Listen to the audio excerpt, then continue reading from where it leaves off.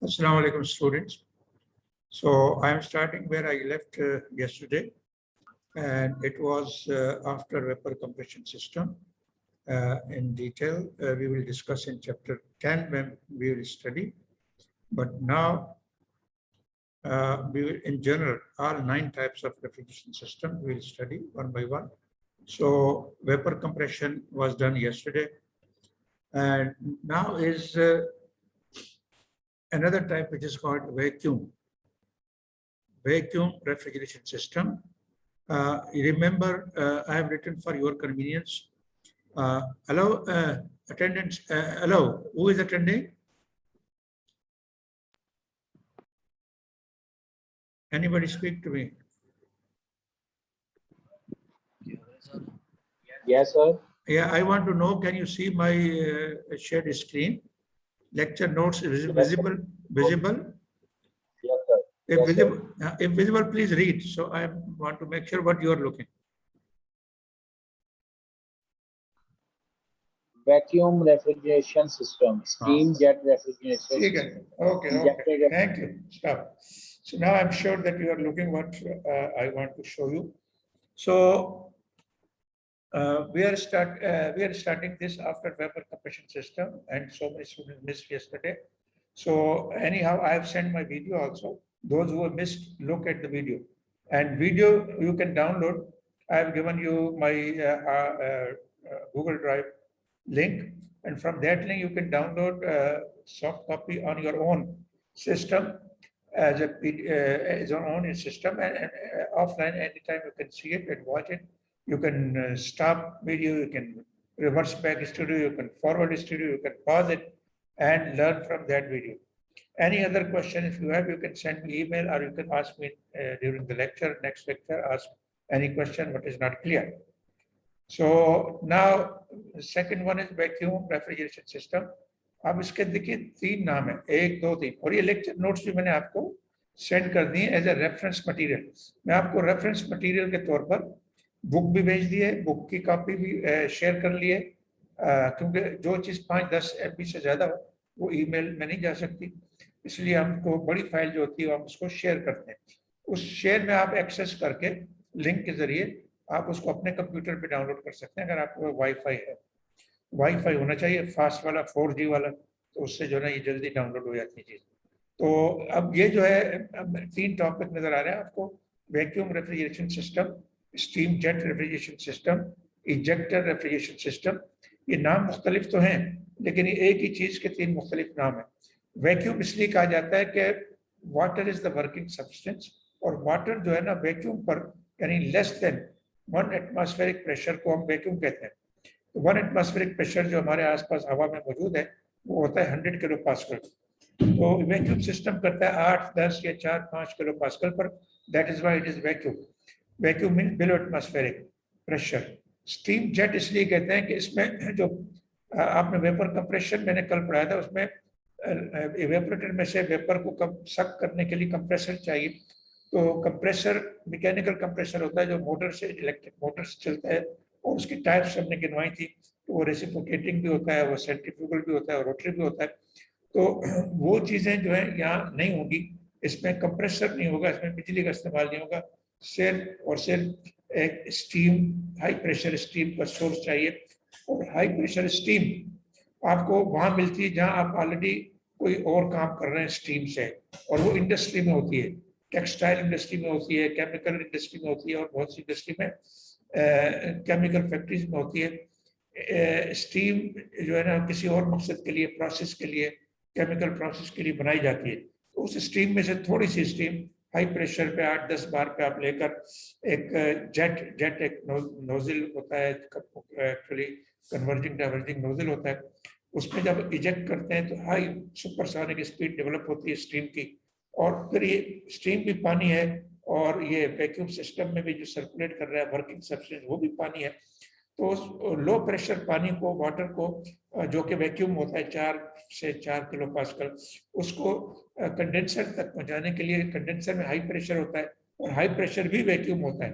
अगर इवेपोरेटर में 4 kilo pascal है और कंडेंसर में 12 किलो पास्कल है, तो हालांकि 4 और 12 ये 3 गुना ज्यादा है, कंडेंसर में प्रेशर, तो खुद ब खुद उधर वेपर नहीं जाएगा, लेकिन है वैक्यूम वहाँ भी 12 किलो पास्कल, 100 से तो बहुत नीचे है, लेकिन उससे भी नीचे 4 किलो पास्कल है।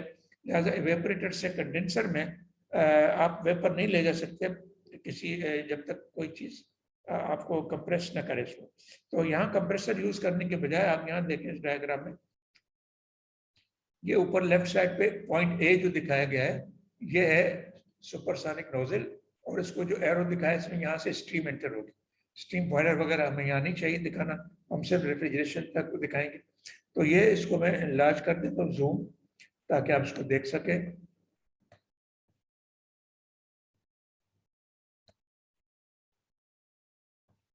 ये आप देख रहे हैं लेफ्ट साइड पे ये नोजल है, और इस नोजल को पॉइंट ए से स्टीम मिल रही है, और ये पॉइंट बी जो है इसका एग्जिट है नोजल का। अब ये जो पॉइंट 5 है, ये दरअसल नीचे जो है ये इवेपोरेटर है, ये नीचे जो ड्रम है, ये टैंक है, ये ड्रम है, और इसमें आप देख रहे हैं 4 डिग्री सेंटीग्रेड पे पानी बॉयल कर रहे हैं, और यहाँ का प्रेशर है 2.4 inches of mercury, 0.24 inches of mercury, वो लो वैक्यूम है। और यहाँ जो कंडेंसर है, कंडेंसर भी एक टैंक है, और इसमें 1.932 इंचेस ऑफ मरकरी प्रेशर है। तो ये जो है 0.5, जो यहाँ जो प्रेशर है बहुत लो हो जाता है हाई स्पीड की वजह से, high speed vacuum steam jet की वजह से यहाँ लो प्रेशर क्रिएट होता है, lower than pressure below air in the evaporator. उसकी वजह से इवेपोरेटर के वेपर ऊपर जाके यहाँ पहुंच जाते हैं। जब यहाँ पहुंच जाते हैं तो हाई स्पीड के साथ वो ट्रेवल करके 0.1 में आ जाते हैं। 0.1 में आने के बाद उसके आगे आप देखें कि यहाँ तक तो कन्वर्जिंग था, हाई स्पीड था, ये कम मिनिमम सेक्शन है 0.1, और उसको आगे सेक्शन इंक्रीज हो रहा है 0.2 जो है ना, सेक्शन इंक्रीज हो रहा है। तो ये डाइवर्जिंग नोजल है। जब कन्वर्जिंग नोजल में से डाइवर्जिंग नोजल में दाखिल होता है सुपरसोनिक स्पीड से, तो उससे क्या होता है, स्पीड मजीद बढ़ती है। अगर सोनिक स्पीड 0.1 में अगर सोनिक स्पीड भी है, तो डाइवर्जिंग अगर है, यानी कि सेक्शन इंक्रीज हो रहा है, डायमीटर इंक्रीज हो रहा है पाइप का, तो उससे वेलोसिटी और बढ़ती है, सुपरसोनिक हो जाती है। लेकिन अगर इसकी स्पीड कम करनी है हमें, तो हम क्या करते हैं, यहाँ तक सबसोनिक स्पीड होनी चाहिए। अगर सबसोनिक स्पीड से यहाँ वेपर इंटर होगा, तो इसका प्रेशर इंक्रीज होगा, और इंक्रीज होकर यहाँ कंडेंसर में। तो आप देख रहे हैं कि इस पोर्शन में काफी कॉम्प्लिकेटेड चीजें हैं। एक तो सुपरसोनिक नोजल है, ये भी कन्वर्जिंग डाइवर्जिंग है जो स्टीम के लिए। दूसरा ये कन्वर्जिंग पैसेज है, ये सिर्फ यहाँ के वेपर यहाँ तक पहुंच गया लो प्रेशर वेपर, तो इसको मजीद आगे हाई प्रेशर तक ले जाने, कंडेंसर में एंटर करने के लिए हाई प्रेशर चाहिए। तो हमने एक और डाइवर्जिंग नोजल लगा दिया है 1 से 2 तक। ये डाइवर्जिंग नोजल है, तो इसका काम ये है कि सबसोनिक स्पीड को सुपरसोनिक ले जाए, स्टीम की स्पीड को। तो जो स्टीम हमने यहाँ कूलिंग के लिए इस्तेमाल कर ली, ये नीचे है, ये रहा, ये इवेपोरेटर में हमने स्टीम, ये जो स्टीम जो है कूलिंग, यहाँ ये इसका काम कूलिंग है। आप देख रहे हैं ये एक सर्कुलेटरी सिस्टम है, ये एक सर्कुलेटरी सिस्टम है जो इसी की इवेपोरेटर के पानी को, ये पानी is the working substance, water at low pressure 4 degree centigrade पे आपको ठंडक दे रहा है, और ये 4 डिग्री सेंटीग्रेड का वाटर यहाँ है, ये सर्कुलेटरी पंप है, चिल्ड वाटर पंप इसको कहेंगे, सर्कुलेटरी पंप। ये सर्कुलेट करके यहाँ स्प्रे करके दोबारा इसमें एंटर होगा। लेकिन ये जो है एक और वाटर का सर्किट है, जिसको चिल्ड वाटर कहते हैं।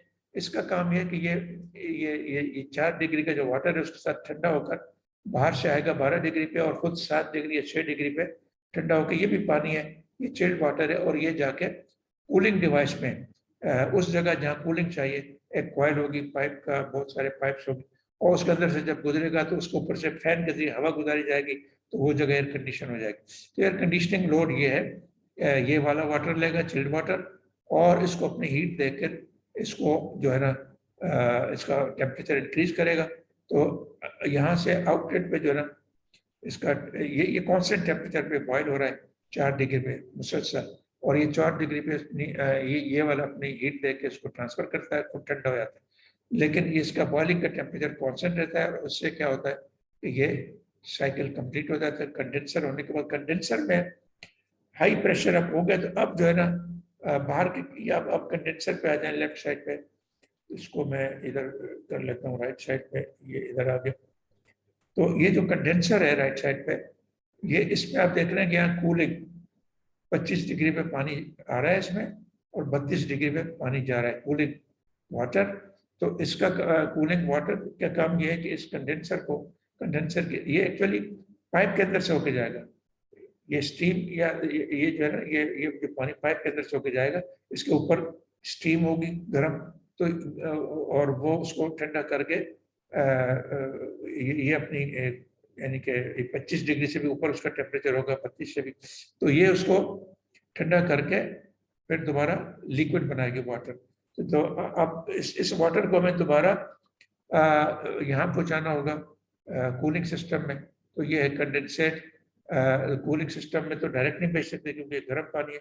इसको हम क्या करेंगे, डायरेक्ट कंडेंसर, ये जो स्टीम का यानी कि जनरेटर है, उधर तक पहुंचा देंगे। स्टीम जनरेटर का जो अपना जो हॉट वेल जिसको कहते हैं, जहाँ पानी स्टोर होता है कंडेंसर के बाद, तो पावर प्लांट का या स्टीम बॉयलर का अपना एक कंडेंसर होता है, तो उसका पानी जहाँ स्टोर होता है कंडेंस होने के बाद, स्टीम वो पंप को जाने फीड पंप को जाने से पहले कहीं टैंक में स्टोर होता है, वो भी वैक्यूम में होता है। तो वहाँ ये जाकर कंडेंसेट बॉयलर को दोबारा दे दिया जाएगा, ताकि बॉयलर का पानी जो है ना खुश्क न हो जाए। तो इस तरह ये साइकिल कंप्लीट होगा। तो आप देखें बड़ी पेचीदा सिस्टम है। इसमें कंडेंसर है, इसमें नोजल है, स्टीम नोजल है, वाटर नोजल है, इवेपोरेटर है, कूलिंग चिल्ड वाटर चिलर है, और स्टीम बॉयलर जो यहाँ नहीं दिखाया गया, जो वो हमारे हिस्सा नहीं है हमारे सब्जेक्ट का, इसलिए कि वो प्रोसेस के लिए चाहिए हमें, वैसे ही चल रहा है वहाँ पहले से, उसको हम यूज कर रहे हैं।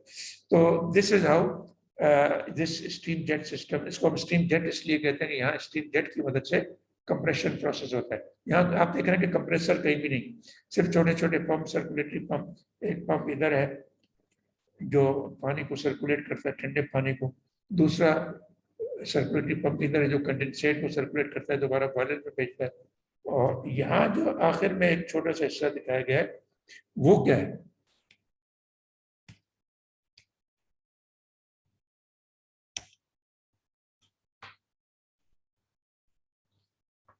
ये क्या चीज, ये दरअसल जब आप पूरे सिस्टम को स्टार्ट करते हैं, तो यहाँ आपको इसके अंदर की एयर खारिज करनी पड़ती है, इसके अंदर पूरा वैक्यूम क्रिएट करना पड़ता है।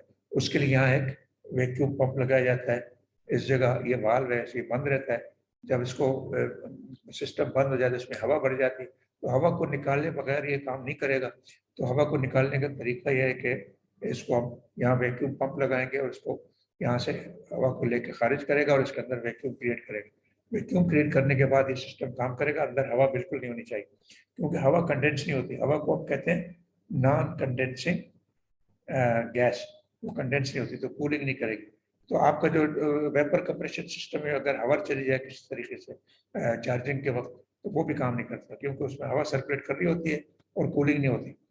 अच्छा, इसको हम कहते हैं सेकेंडरी इजेक्टर और वैक्यूम पंप। सेकेंडरी इजेक्टर इसलिए कहते हैं कि इसको यहाँ से खाली करता है एयर को, और वो जो प्राइमरी इजेक्टर है जो स्टीम को यहाँ लाता है। सो ये सारी चीजें आपको ड्रॉ करनी आनी चाहिए, ठीक है। और ये इसकी प्रैक्टिस करेंगे आप, और अपने हाथ से इसको ड्रॉ करेंगे, ताकि आप एक्सप्लेन कर सकें सिस्टम कैसे काम करता है। इसकी जो प्रोसेस डायग्राम है वो ये है, इसको हम कहेंगे TS डायग्राम, इसलिए कि वाई एक्सिस में टेम्परेचर है और एक्स एक्सिस में एस है, एस इज एंट्रोपी, और TS डायग्राम यानी टेम्परेचर एंट्रोपी डायग्राम आपके सामने है। तो इस टेम्परेचर एंट्रोपी डायग्राम में आप देख रहे हैं कि ये जो पॉइंट ए है, वो जो स्टीम का इजेक्टर है, वो हाई प्रेशर पे स्टीम खारिज करता है, वो डायरेक्ट पॉइंट बी डैश पे आ जाता है। आप राइट और लेफ्ट को कंपेयर कर लीजिए, ये रहा पॉइंट ए और बी। ये जो प्रोसेस है वो TS डायग्राम में आप यूं दिखाएंगे कि ये सैचुरेटेड स्टीम यहाँ से प्रेशर ड्रॉप होगा नोजल में, और पॉइंट बी डैश पे आ जाएगा, लो प्रेशर पे आ जाएगा। ये हाई प्रेशर लाइन है, हाई टेम्परेचर लाइन है, ये low pressure low temperature line है। आप देखें लो प्रेशर लाइन पे 0.51 बी डैश 46, ये सारे पॉइंट साइड कर रहे हैं, इसलिए कि ये वो प्रेशर है जो इवेपोरेटर में है। तो इवेपोरेटर में पॉइंट कौन सा है, 5, इवेपोरेटर में पॉइंट कौन सा है, 4, एवेपोरेटर में उसके आगे नोजल में पॉइंट कौन सा है? 1, तो 1, 4, बी डैश और 6.6 का है। 6 ये जहाँ से पानी निकल कर ये सर्कुलेट हो रहा है, ये लेफ्ट बॉटम कॉर्नर में, ये मेरा कर्सर देखें 6 पॉइंट।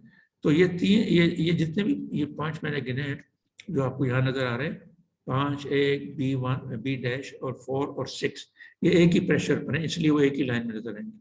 अच्छा, अब पॉइंट 1 जो है ना, ये वो था जो यहाँ नोजल में था, ये वाले डिफ्यूजर, इसको हम नोजल नहीं कहेंगे, डिफ्यूजर कहेंगे। तो ये 1, 2 सेक्शन इंक्रीज हो रहा है, तो लो प्रेशर से हाई प्रेशर में जो है ना, इसकी स्पीड हाई वेलोसिटी से लो वेलोसिटी होगा तो प्रेशर इंक्रीज होगा।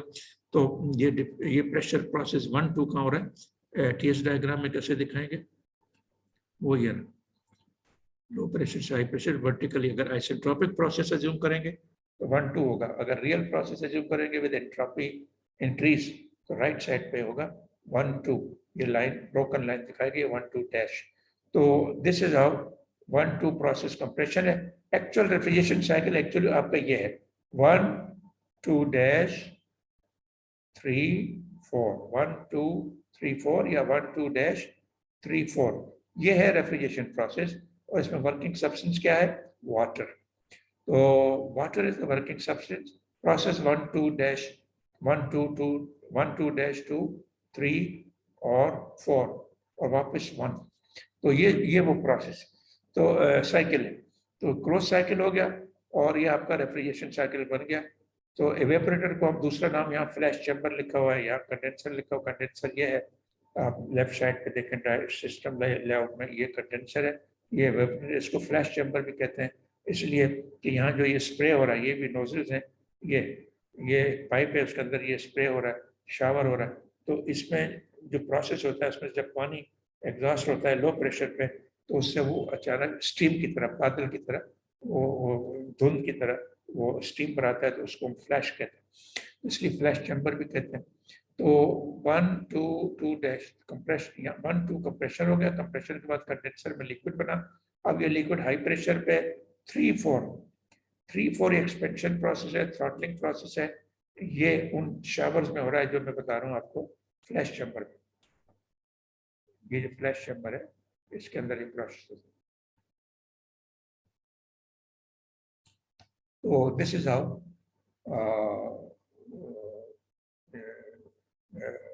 this stream jet system, या vacuum system, या ejector system works. So after that we'll go to next topic. If time is, we have enough time, 6 minutes more. So ये आपके सामने explain किया हुआ है सारा वर्ड्स में, ये आप लिखा हुआ देखें, दोबारा पढ़ लेते हैं इसको।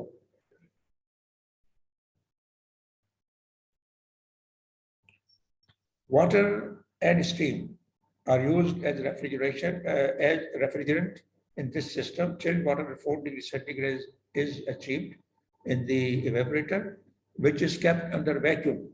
Water vapor from evaporators is pumped by steam jet pumps called ejectors to the main condenser, where vapor is condensed under vacuum. The pressure ratio ejector system is usually 7 to 8. इसका मतलब ये है प्रेशर 1 और 2 में जो ratio है, यानी कि P2/P1 वो है 7 है या 8, यानी कि कंडेंसर में प्रेशर इवेपोरेटर के प्रेशर से 8 गुना ज्यादा।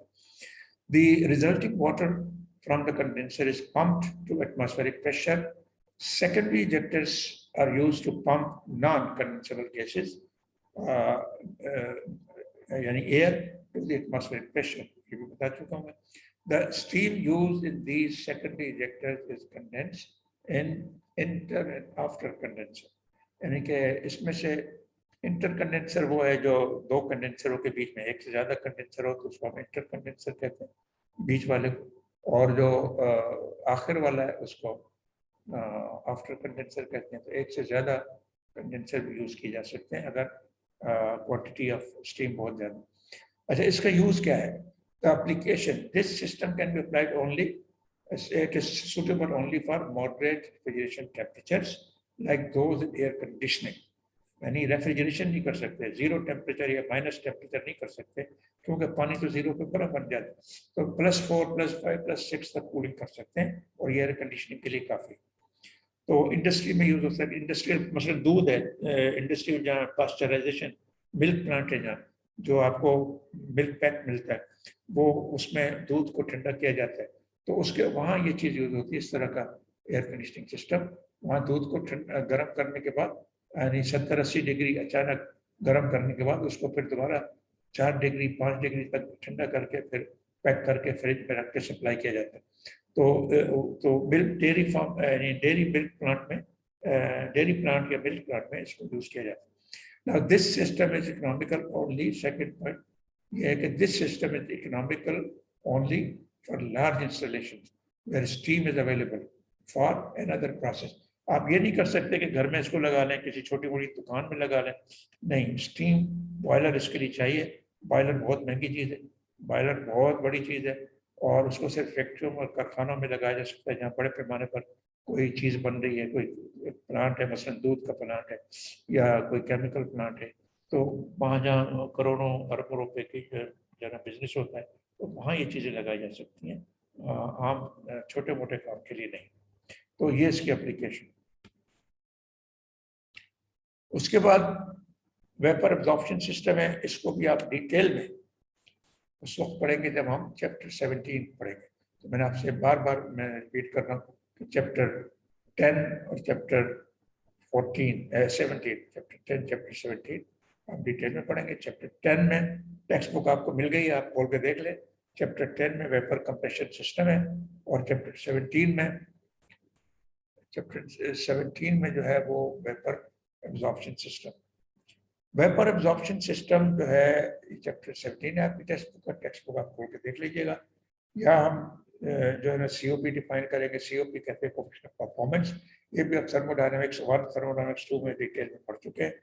तो अगर ये एब्जॉर्प्शन साइकिल है तो अब Q evaporator divide by Q generator होगा, और अगर वेपर कंप्रेशन सिस्टम है तो Q evaporator divide by Q condenser होगा। तो यहाँ चूंकि एब्जॉर्प्शन सिस्टम में कंडेंसर नहीं होता, तो उसकी डेफिनेशन ये है। तो इसकी एप्लीकेशन अगर मैं बता दूं पहले, तो फिर उसके बाद हम उसका प्रिंसिपल ऑफ वर्किंग पढ़ लेंगे, और डिटेल में हम बाद में पढ़ेंगे। अच्छा, एक्चुअली एक डोमेस्टिक रेफ्रिजरेटर होता है, यूरोप में चलता है, वहाँ एटमॉस्फेरिक टेम्परेचर गर्मियों में 28 डिग्री तक होता है, तो वहाँ घरेलू फ्रिजेस वगैरह जो हम यूज़ करते हैं वो उसके बन रहे हैं। उसका जो प्रोटोटाइप है घरेलू फ्रिज का, वो आपके लेबोरेटरी में भी मौजूद है। आप आइएगा रेफ्रिजरेशन कंडीशनिंग के लैब में, आपको इस तरह का एक चीज़ मिलेगी। उसूल उसका ये है, प्रिंसिपल ऑफ वर्किंग, और वो एक्चुअली आपके पास लगा हुआ है, तो इसकी डिटेल हम बाद में पढ़ेंगे। तो लैब में आकर वो प्रैक्टिकल भी करेंगे आप उस पर, तो इससे आपकी समझ में आएगा कि ये vapour absorption system domestic refrigerator वाला काम कैसे करता है। इस सिस्टम को जो मैंने अभी नीचे तस्वीर में दिखाया गया, ये आपकी टेक्स्ट बुक में नहीं है, लेकिन आपकी लैब में है, लैब मैनुअल में है, वहाँ देख लीजिएगा। लेकिन मैंने एक और बुक्स में जिसका नाम मुझे याद नहीं रहा वो, लेकिन वो होना चाहिए इधर नीचे लिखा हुआ, अपनी अगर है तो पढ़ लेते हैं। ये बुक है जॉर्डन एंड प्रीस्टर, ये मैंने लिखा हुआ है। For more detail several company refrigerator based on ammonia, hydrogen, water, see the book by Jordan and Priester। उसमें इसकी डिटेल दी गई है। जॉर्डन एंड प्रीस्टर ये पुरानी बुक है बहुत, और वो अभी आपका वो है ऑब्सोलीट हो गई है, कहीं कोई भी यूनिवर्सिटी में पढ़ाई नहीं जाती। लेकिन नई बुक्स में ये पुराना सिस्टम भी नहीं है, ये वाला एब्जॉर्प्शन सिस्टम, तो इसलिए मैंने वहाँ से लेकर ये आपको दिया हुआ है। इसमें जो है अमोनिया, 3 गैसें यूज होती हैं, अमोनिया, वाटर और हाइड्रोजन। अमोनिया और water, actually ammonia is the refrigerant, water is absorb. तो एब्जॉर्प्शन सिस्टम में 2 किस्म की चीजें, एक को एब्जॉर्बेंट कहते हैं, एक को रेफ्रिजरेंट कहते हैं। रेफ्रिजरेंट अमोनिया है, और अमोनिया को पानी में डिजोल्व कर लें तो उससे एक सोल्यूशन बनता है, इसलिए वाटर उसको एब्जॉर्बर है, तो उसको हम एब्जॉर्बेंट कहते हैं। तो water is absorbent, ammonia is solute, यानी उसमें सॉल्व होता है, डिजोल्व होता है, और ये रेफ्रिजरेटर। तो जब सॉल्व कर डिजोल्व करने का मकसद वही है कि हम इसमें कंप्रेसर यूज नहीं करते, ये इलेक्ट्रिकल एनर्जी इसमें यूज नहीं होती, और सिर्फ हीट यूज होती है। तो हीट ऑपरेटेड है। तो किसी ज़माने में जब ये मैकेनिकल कंप्रेसर अवेलेबल नहीं थे तो यही सिस्टम यूज होते थे। वालेकुम सलाम, कौन है? सलाम क्यों किया भाई, बोले? लेक्चर के दौरान सलाम क्यों कर रहे हो? लेक्चर के दौरान आप नमाज को, अगर कुछ नमाज पढ़ रहे तो आप उसको सलाम करें, अस्सलाम वालेकुम जी, मैं आ गया हूँ मस्जिद में, काफ़ी लेट आया हूँ, ठीक है? ऐसी बात नहीं। जुम्मे के दिन पता है आपको, जब मजमा हो रहा बैठा होता है, बाद में जो आता है पीछे कहता है पीछे बैठो, खामोशी से बैठो, किसी से बात नहीं करो। अगर आप लेक्चर में लेट आए सलाम मत करो। अगर सवाल करना है टीचर से तो सर का नाम लो, सर मैं आपसे बात करना चाहता हूँ, क्वेश्चन करना चाहता हूँ। और जूम में भी तरीका है, आप उसमें एक बटन दबाएंगे जिसमें लिखा हुआ है कि रेज हैंड, तो वो मुझे पता चल जाएगा कि कौन जो है ना सवाल पूछना चाहता है।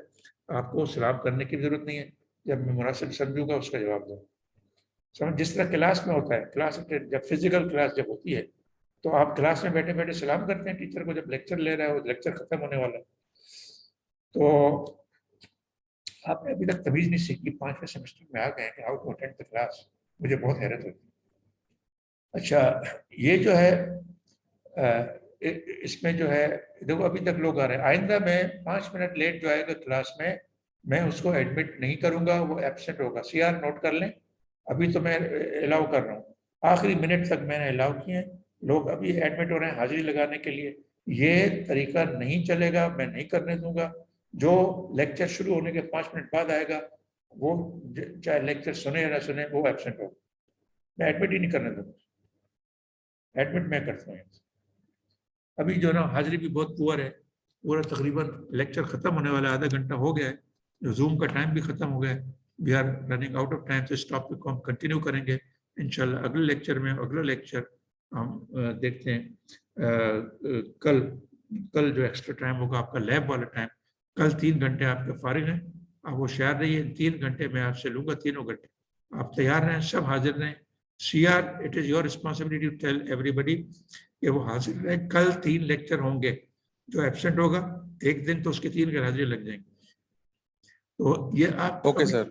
अभी टोटल में यानी कि मुझ समेत 8 पार्टिसिपेंट्स हैं, यानी 7 स्टूडेंट्स हैं और 1 टीचर है, जबकि स्टूडेंट की स्ट्रेंथ इस क्लास में तकरीबन 34 या 35 है। तो ये बड़ी बुरी अटेंडेंस है और ये नहीं होना चाहिए।